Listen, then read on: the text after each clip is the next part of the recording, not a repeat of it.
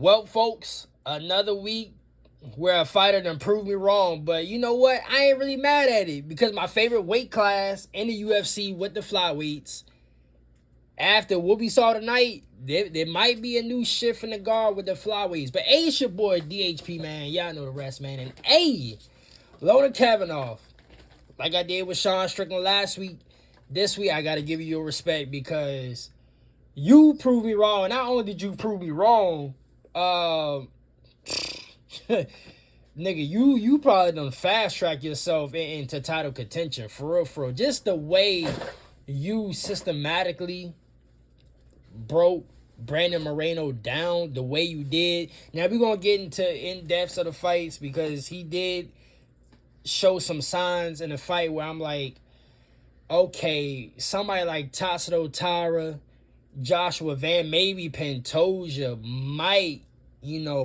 put him down. You know what I mean? But the way I predicted this fight, it was the complete opposite. But anyway, by the way, tonight's card, this I'm actually proud. This is, me personally, this probably gonna go down as one of my favorite cards, and it's crazy thing to say. Y'all bear with me with the background noise. My cat is going crazy. But this fight night card tonight in Mexico, personally, is going to go down as one of my favorites of the year because this was a whole flyweight showcase for me. There was a flyweight showcase card for me. But I'm gonna go over the winners.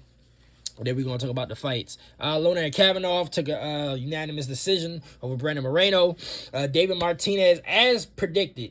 Chito Vera, we're going to get to that fight, but man, bro, Chito Vera, he going to go down. We got to put him in the Nate Diaz category as far as like that little cliche meme about Nate Diaz never lose. He just run out of time.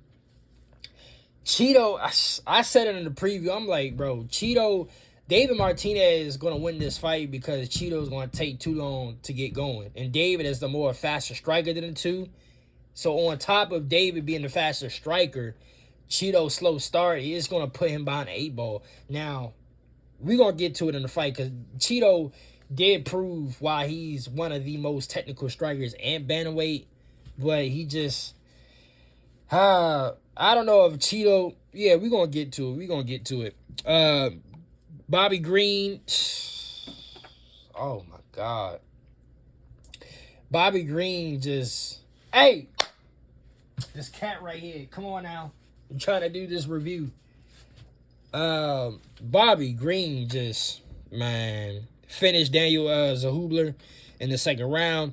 Edgar Chavez with a nice little comeback. He made some adjustments in that fight, won a decision over Felipe Burns. Excuse me. Emo Rodriguez took a second round TKO stoppage over Kevin Barajas, and Santiago Luna beat with a 3-round decision over Angel Pacheco. Man, Lona Kavanagh, bro. Lona Kavanagh. I did not expect him to. And I thought, like, on a technical scale, Brandon Moreno actually would technically break him down, but it was the complete opposite.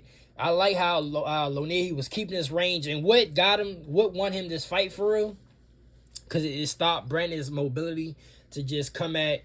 Oh, also, by the way, before I even get there, Brandon kind of and I always say this, because a lot of these niggas, the way Carlos Condit fought, I see it a lot in half of these niggas today, where they just come in reckless abandon in the pocket.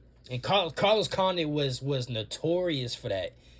But Brandon, there was a couple times where he came in because Lona Kavanagh, the way he was able to keep Brandon at bay, especially with the low kicks and the calf kicks, he was able to stabilize Brandon's mobility. Brandon couldn't even box on the inside. He could not get on the inside of Lonair. And then because he was frustrated because he was so frustrated he couldn't get on the inside of Lonair. he was coming in reckless abandon, and Lonier with some nice ass counters in that pocket. He had some nice ass counters in that pocket that actually stumbled Brandon Moreno. Not only stumbled him, but the counters and him, the amount of the low kicks and the calf kicks that he gave Brandon. Brandon was just fucked up. He was just fucked up. Man, it on a big picture scale, this is huge. This not like the biggest upset we've seen, but as far as like the new guard, it's almost reminding you like how it is at welterweight right now, where a lot of the old niggas is starting to get flushed out. They still there, but they starting to get flushed out. Now you starting to see like the new generation and the current crop of the flyweights, flourish even more, which is crazy because Manel Cap. When you look at some of these niggas at flyweight, some of these niggas been fighting for a while, but their prime is like in the current, in the current generation. So it's kind of like you kind of gotta put them, with this current generation. But big picture, why this is huge, bro. And the way he beat Brandon Moreno, it was like on some John Jones, Glover Teixeira type shit. Like I never seen we seen it with Pantoja. We seen it with Pantoja because Pantoja's got Brandon Moreno's number. But Pantoja beat Brandon with like volume. Lona Kavanagh really technically broke him down with nice level change strikes, and he was just chopping at his legs. Now Brandon, towards like the third round or fourth round, Brandon did start to adjust. He started to gain momentum. Lonier was slowing down because of his cardio, but Brandon did adjust to like try to dirty him up by going for the takedown, putting him against the cage and shit like that, try to slow him down, but Brandon couldn't do nothing. And maybe has to do a lot with the low kicks and the calf kicks that Lonar was doing in the first two rounds, because Lonar was just always just a step above and step faster than Brandon Moreno. But this is huge.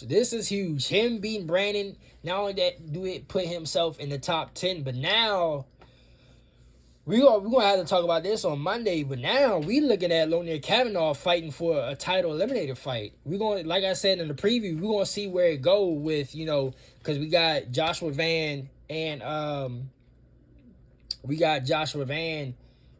Tatsuro Tara coming up. Where Pantoja's in training now, and then we got Manel Cap, sitting in the background waiting. So which way they go, Lona Kavanagh is right behind. You know what I mean? Yeah, this is huge. This is huge, and he was coming off a knockout at 2. So this is like, hey, come on now. Well, I tell you what, these cats. Yeah, this is a huge bounce back. Man, I do feel bad for Brandon, and I did say you go back and check the tape on the previous show. I did say this low key could be a trap fight. Now I still, I'm not gonna take half credit, because I did say Brandon Moreno should still win this fight. But I did say this low-key could be a trap fight because he was training and preparing for a Suabalve, and then Lona Kavanagh came around like 2 weeks notice. But to be quite honest, Brandon, even with the difference in styles, because a Suabalve and Lona Kavanagh is difference in styles. Even with the difference in styles, Brandon still had the advantage because he was out, and they said it on the broadcast.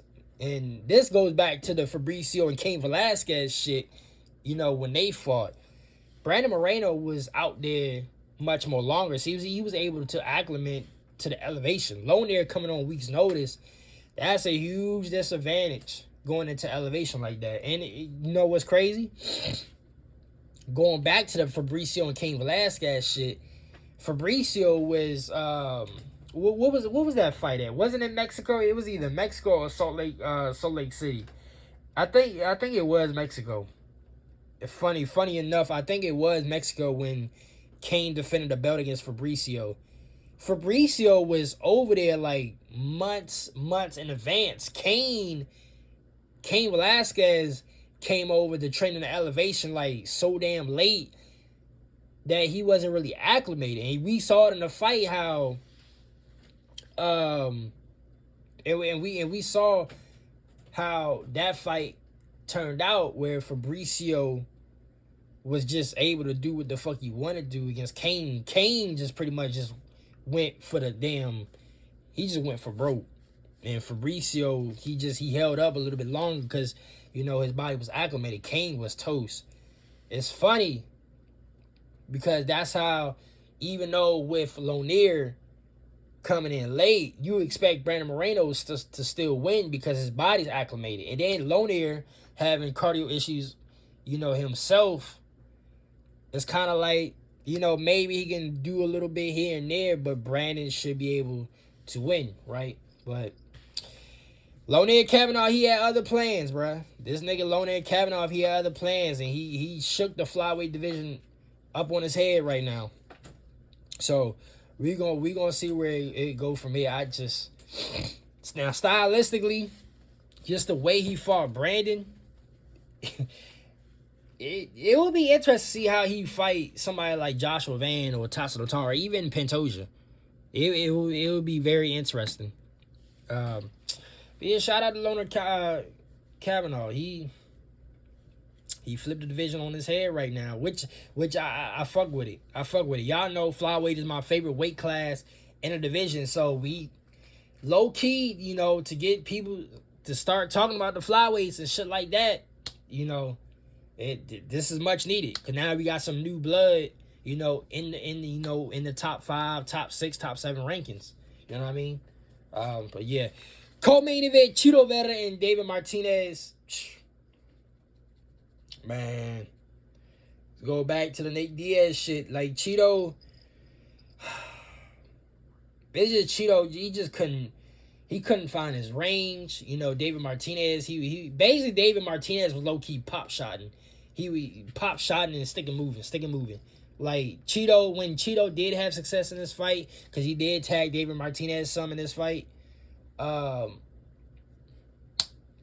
he couldn't really do nothing with it. He couldn't even change his combinations because David Martinez was always on the go. Chito had a nigga like David Martinez, especially for Chito, he had to cut off the octagon, and he could not cut off the octagon to save his life. And David Martinez, as he received some, he gave some back to Chito, and he was just sticking and moving. And then, when Chito did have success on the feet, he had the head kick. David Martinez was able to take him down and control him. So, Chito, and I might have to talk about this more on Monday, but it seemed like Chito had, the Sugar Sean fight, whatever, and then, he had one good run, but maybe this is who Chito is for real. Maybe, he ended up beating Sean. Now, granted, Sean did get hurt, but, Chito contributed to that. It's basically kind of like the Pantoja Joshua Van situation. But it seemed like Chito only had one good run in him, and, it is what it is. I first, personally, as a Sugar Sean fan, y'all seen, especially on my YouTube platform, y'all seen me, my account is a picture of me with the Sugar Sean shirt. So I'm a Sugar Sean fan, but I fuck with Chito too. I'm not just a personal fan of the fighters. I'm a fan of the whole sport. So even though, I go out and buy like the certain fighters merch, man, I'm still a fan of the sport. I still fuck with a lot of niggas. And Chito, I do fuck with Chito. But this is probably just who he is, right? This is probably just who he is. Like, certain matchups and certain styles, he can win and, he can get on a little run. But when push comes to shove, whether it's like the top elite or, the up-and-coming niggas, Maybe he just not, and especially with certain stylistic matchups, he just not gonna win. And it's not because he's trash. It's like Cheeto Vera is really a poor man's version of Petrion, where Cheeto, to get the best out of Cheeto, he has to fight 5 rounds all the time. Because certain stylistic matchups, he is not going to win a 3-round fight just because he's a slow starter. But David really, all David really did was, would just stick to it was just a simple game plan of just sticking and moving. And then when Cheeto did have him hurt late in that 3rd round, David was on his bicycle, and I wish Cheeto would have gone for broke just a little bit more, because you can tell, like, David, and not only was, he was hurt, he was tired. So I wish, Cheeto could have did just a little bit more body work, because David Martinez was starting to slow down as the fight went on. But I wish he would have went for broke that last, minute of that final round. At least try to get David out of there, because David, he was on his bicycle because he knew he had to fight one. So, but because Cheeto couldn't cut off the octagon, he just, man, it I wouldn't say it sucked. I would say it sucks for Cheeto, because now Cheeto is put in a position where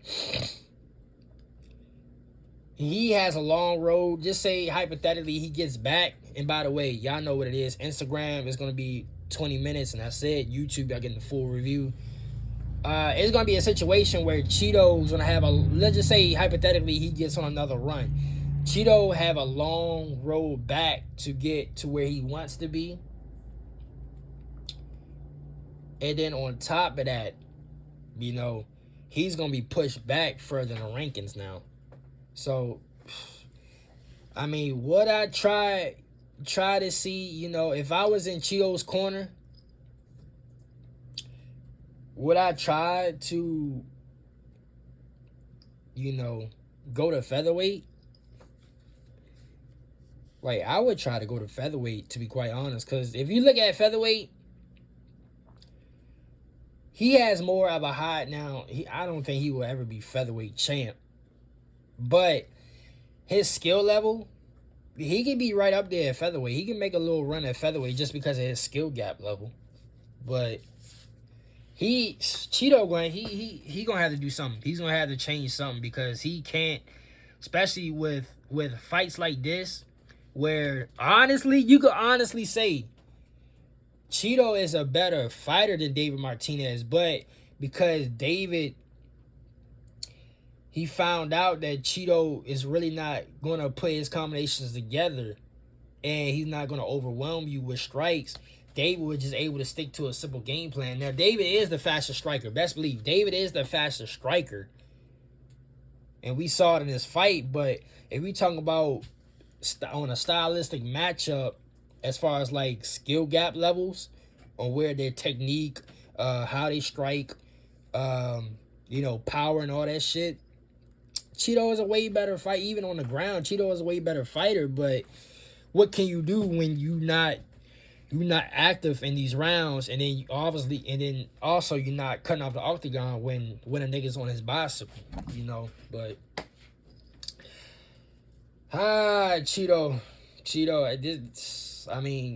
like I said, Cheeto just might be who he is at this point. Just a good high level fighter. But certain stylistic matchups, we all know he's gonna lose. Bobby Green and Daniel Zellhuber.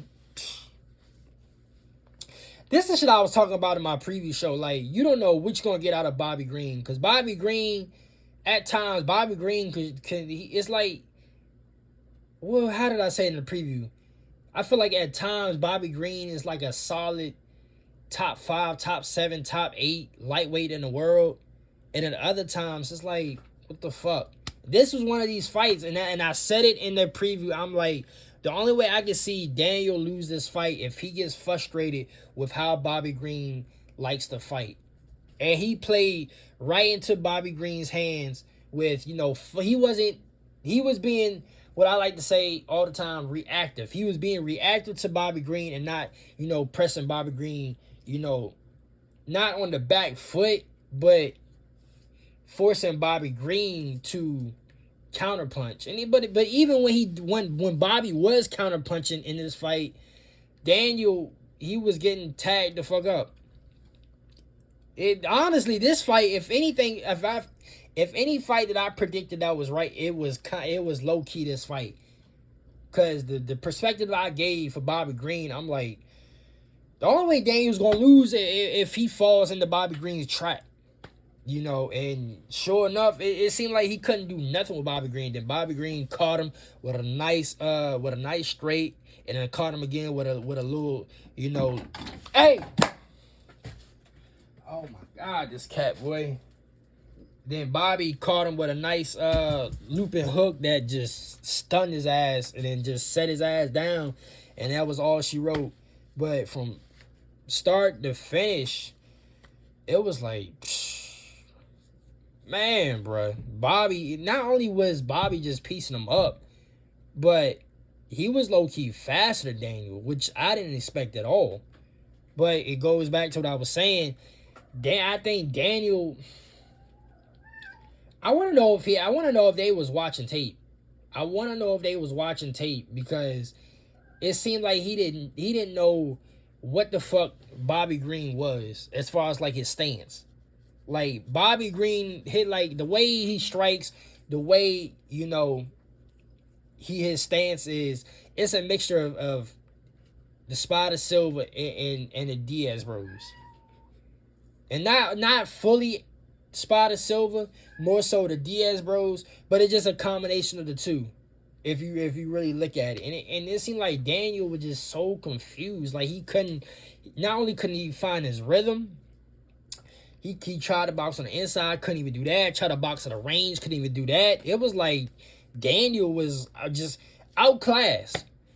Like, a long way of saying it, it was like Daniel was just outclassed, when clearly Daniel, oh my God. There was some openings in this fight where Daniel could have could have knocked Bobby's lights out.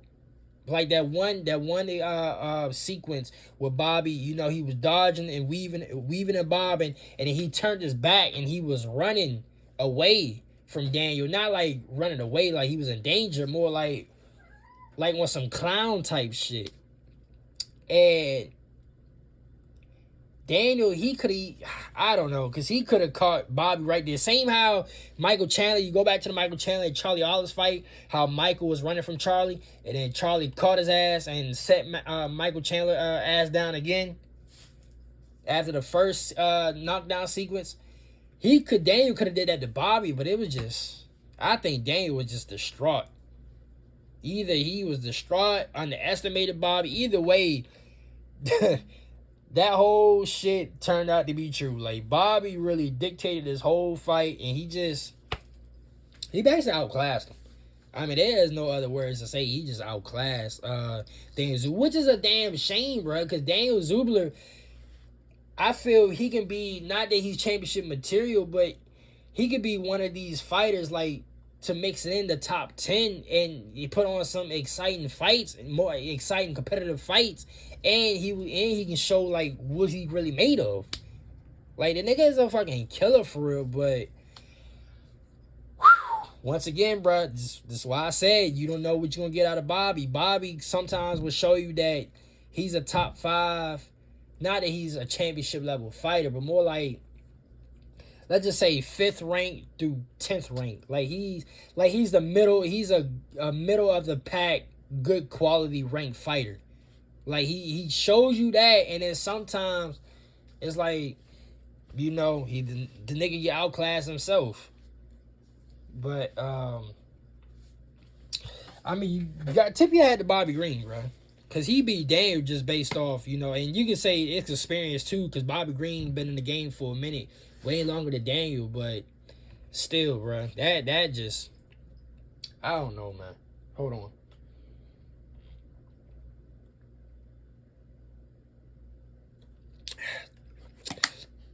Get a sip of this orange juice. But yeah, Bobby, what can you say? He did the damn thing. Edgar Chavez and or Therese and Felipe Buns. You know what? You know what's funny? I was sitting the whole time. I was like, Edgar Chavez remind me of Diego Brandao. Like, he real life, low key remind me of Diego Brandao. But this fight was basically won in the second round. Because that first round, you know, Felipe, he was backpacking Edgar. And you thought maybe he was going to get the standing guillotine, the standing rear naked choke on him. But, you know, Edgar fought back. He got out of it. That first round was all Felipe just because of the backpack. So, obviously, you're going to give it to control. But Edgar, from the second round on, it was, I wouldn't say a masterclass, but it was more so you could definitely tell who was the better. If Felipe couldn't get the fight to the ground, you know, Edgar was going to win this fight because he was just piecing Felipe up. Felipe did give some back to him. But, you know, Edgar, he was clearly the better striker. And the only way Felipe was going to win that fight, he had to get the fight back to the ground. You know, but this is why I said this is one of my favorite cards. For real, me personally, because we looking at potentially the future of flyweight. Like, give it another year and a half. We're gonna see a lot of the niggas that we saw tonight. We potentially gonna see these niggas inside the top 10 about another year and a half or two. This was a flyweight showcase for me. Imal Rodriguez and Kevin Barojas. Prospect of the night. Definitely prospect of the night. He would have had a flawless performance if he didn't get caught in that first round. He could have almost got finished in that first round, but he battled back. He was able to get his wits back together, and then he took down Kevin Barojas to, you know, to get his wits back together. But he got something, bro. He got something. If anybody I can take from flyweight other than Lonir Kavanagh is definitely Rodriguez. And he's DC's boy. So you know this nigga is... The more he fights, the more ferocious he's going to get. He definitely would have had a perfect... he would have definitely had a flawless performance if it wasn't for that first round. And Santiago Luna and Angel Pacheco bantamweight fight. Luna might be hands down. I'm gonna say this now, and you know I'm already ready for his next fight. He might be hands down underratedly the, you know, I want to say who we got Marab. He might be 4th or 5th best striker bantamweight. He damn well, because, you know, we got Cheeto, Petrion, Sugar Sean, Song Yadong, Corey Sandhagen. The way Luna fought tonight, this nigga can strike his ass off, bro. The way he was able to keep Angel Pacheco at bay, at range. He had nice teep kicks. His hooks was nice. Body work. He was hurting Pacheco with the body shots.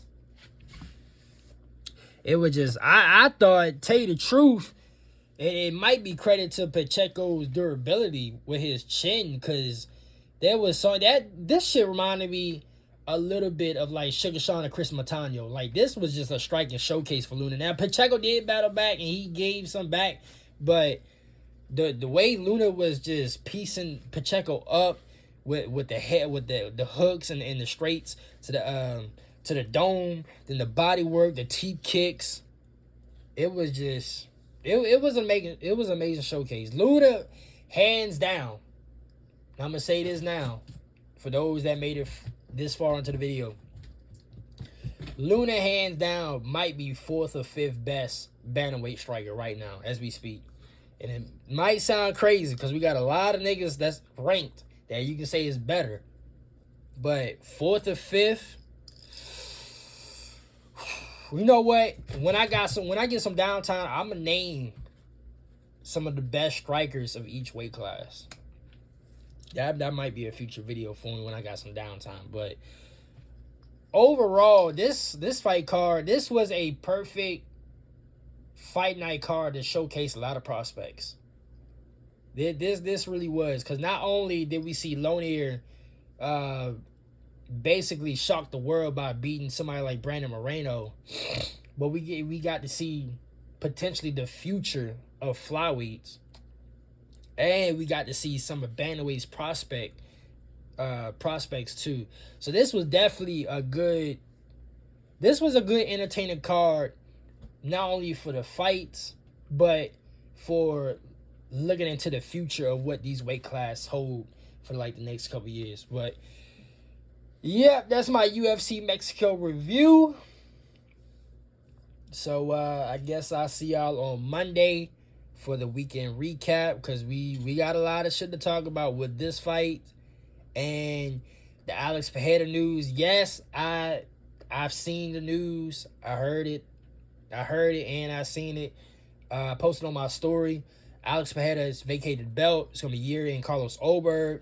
But also, we got JDM and Carlos Paredes. So, I'm going to address all that on Monday's weekend recap. But, nonetheless, this is my official UFC Mexico review. To the Monday weekend recap. Holla y'all niggas later, man.